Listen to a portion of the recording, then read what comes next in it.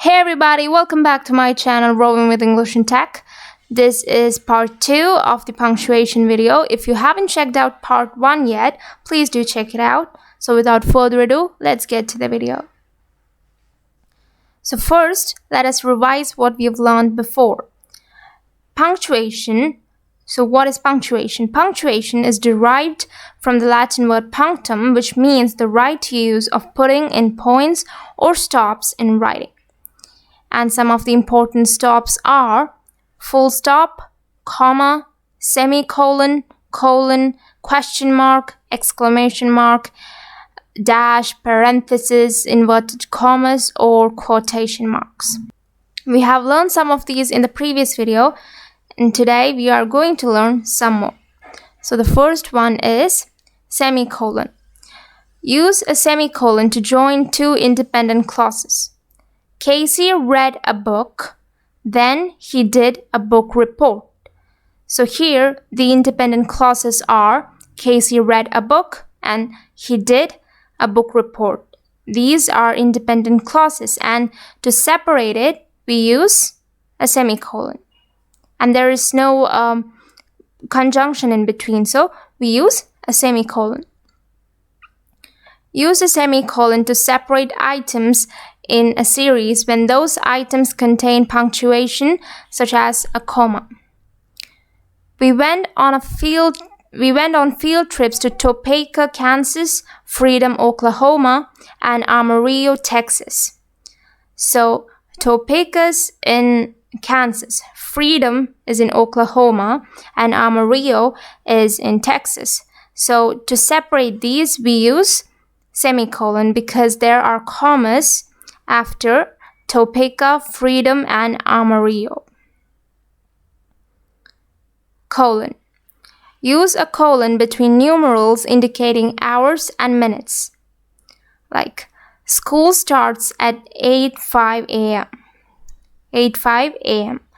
So here we use the colon after 8. 8:05 a.m.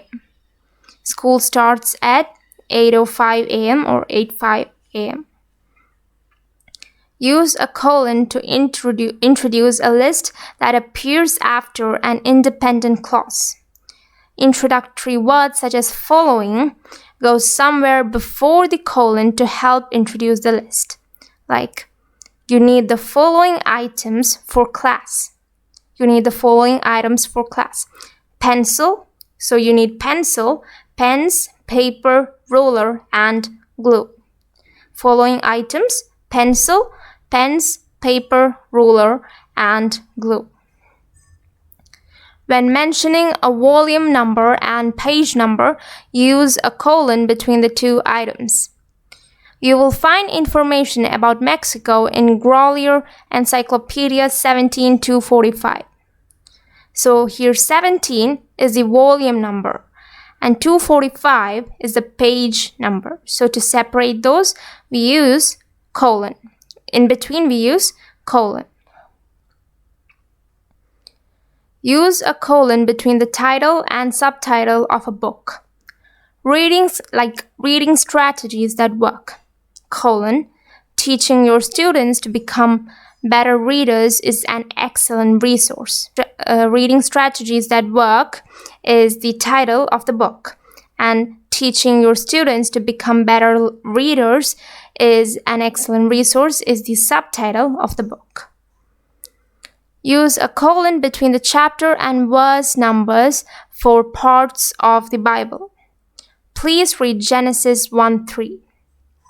So 1:3. Chapter to separate chapters and verse numbers. Please read Genesis 1:3. Apostrophe. Use an apostrophe in a contraction to show where letters have been omitted or left out. Like, I don't think I can do this. Here don't is actually do not, but we've omitted a few letters, some letters, and to indicate that, we use an apostrophe.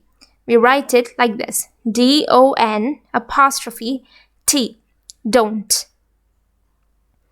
Use an apostrophe when you leave out the first two numbers of a year. She was in the class of 93. So she was in the class of 1993. So you're leaving out the first two numbers. To indicate that, you use an apostrophe before the last two numbers. She was in the class of 93. For a singular noun that does not end in S, add apostrophe S. The lady's hands were trembling. Here, lady is the singular noun.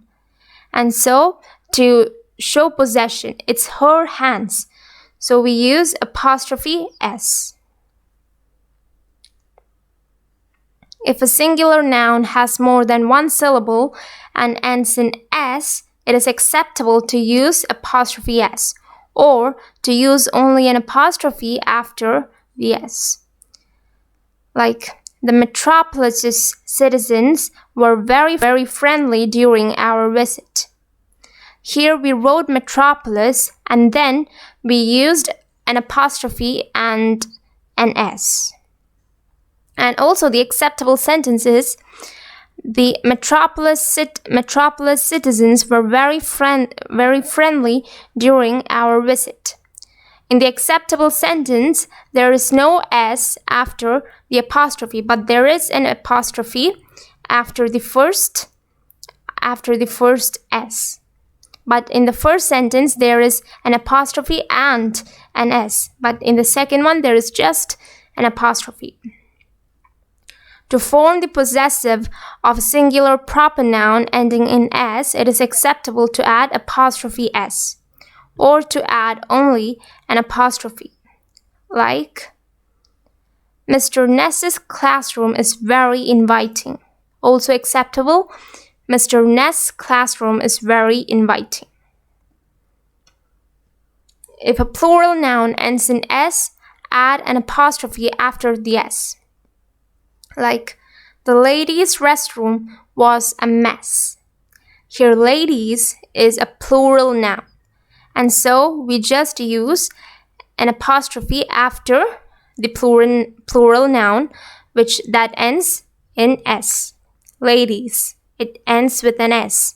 So we use an apostrophe after S. If a plural noun does not end with an S, form the possessive by using an apostrophe before an S. Like, the mice's tails were caught in a trap. Here, mice is a plural noun. It is the plural of mouse. And to show possession, we use an apostrophe and an S. The mice's tails were caught in a trap. So there are a lot of mice, not just one mouse. There are many, and that's why we write the mice's tails were caught in a trap. For a compound noun, place the possessive ending after the last word. My mother-in-law's car was in the garage during the hailstorm. So here, mother-in-law is the compound noun. And we place the apostrophe and S after mother-in-law to show possession. My mother-in-law's car was in the garage during the hailstorm. My brothers-in-law's cars were damaged in the hailstorm. Here, brothers is a plural noun. Brothers-in-laws. That means that all your brothers-in-law's cars were damaged. Everybody's. My brothers-in-law's cars were damaged in the hailstorm. To show possession of the same object by more than one noun, only make the last noun in the series possessive. I'm looking for Mrs. Glover, Mrs. Lee, and Miss Carter's office. They all share the same office. It means that they all share the same office. And the next sentence is, I'm looking for Mrs. Glover's, Mrs. Lee's, and Miss Carter's offices. It means that each of these person has her own office. Quotation marks. Use quotation marks before and after a direct quote. If the speaker tag interrupts the quoted material, then 2 sets of quotation marks are needed. However, do not put quotation marks around the speaker tag. I think my leg is broken, Jessie whimpered. Did Mrs. Steele just say, we are going to have a test today? Maria whispered, I'm too scared. So this, I think my leg is broken, we are going to have a test today, and I'm too scared are all dialogues or said by another person. So put quotation marks around the titles of short works such as articles, songs, short stories, or poems. Have you heard the song Love Me Tender by Elvis Presley? Love Me Tender is the name of a song. So we use quotation marks around the title. Place quotation marks around words, letters, or symbols that are slang or being discussed or used in a special way. Underlining can be used for the same purpose. Like, I have a hard time spelling miscellaneous. So instead of using quotation marks, you can also underline miscellaneous. Use single quotation marks for quotation marks with thin quotations. Like, have you read the poem The Raven by Edgar Allan Poe? Edgar Allan Poe. I asked Chris. Have you read the poem The Raven by Edgar Allan Poe? I asked Chris. So the raven should be enclosed within quotes. We have looked at that before, and it is actually a part of another quote. So it should be enclosed within single quotes. That's it for today. I hope you enjoyed today's video, and if you did, don't forget to like, comment, share, and subscribe for more. I'll see you in the next video, and until then, bye!